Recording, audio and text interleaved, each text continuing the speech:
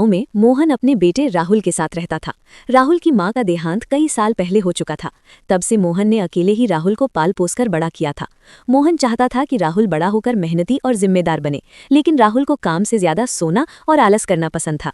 एक सुबह मोहन गुस्से में बोला, अरे राहुल बेटा, सूरज सिर पर आ गया है और तुम अभी तक सो रहे हो। मैंने कहा था खेत से लकड़ी ले आना। राहुल आंखें मलते हुए बोला, अरे पिताजी, अभी तो सुबह ही हुई है, थोड़ा आराम भी तो जरूरी है।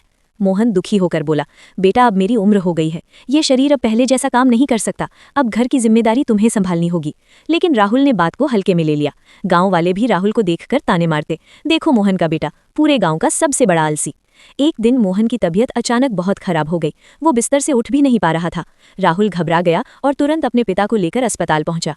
डॉक्टर ने जांच करने के बाद कहा, इनकी हालत बहुत गंभीर है, तुरंत ऑपरेशन करना होगा, इसके लिए 50,000 रुपए लगेंगे। राहुल के पैरों तले जमीन खिसक गई। डॉक्टर साहब, इतने पैसे मैं कहाँ से लाऊं? डॉक्टर बोले, जल्दी पैसे का इंतजाम करो, देर हुई तो इन्हें बचाना मुश्किल हो जाएगा।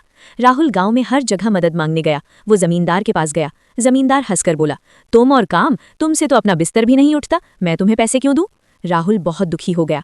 रोते रोते वो जंगल में एक पेड़ के नीचे बैठ गया।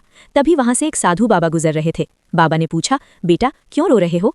राहुल ने सारी बात बता दी। बाबा मुस्कुराकर बोले, अगर सच्चे दिल से मेहनत करोगे तो भगवान जरूर मदद करेंगे। फिर बाबा ने उसे एक ताबीज दिया और बोले, ये कोई जादू नहीं है, ये सिर्फ तुम्हें तुम्हारी मेहनत की याद दिलाएगा। जब भी हार मानने का मन करे, इसे पकड़ लेना।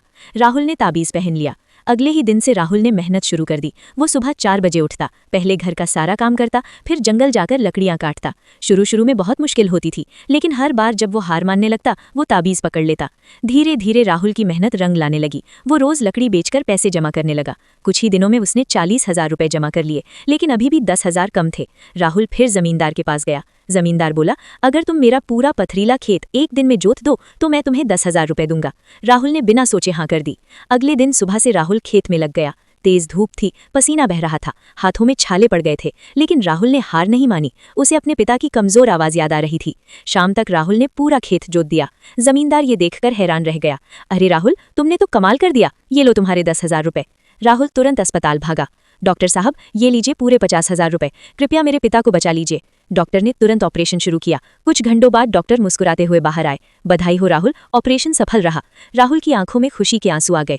कुछ दिनों बाद मोहन ठीक होकर घर लौट आया। मोहन ने राहुल से कहा, बेटा मुझे तुम पर गर्व है। राहुल मुस्कुराकर बोला, पिताजी आपकी डांट ने ही मुझे मेहनत करना सिखाया है।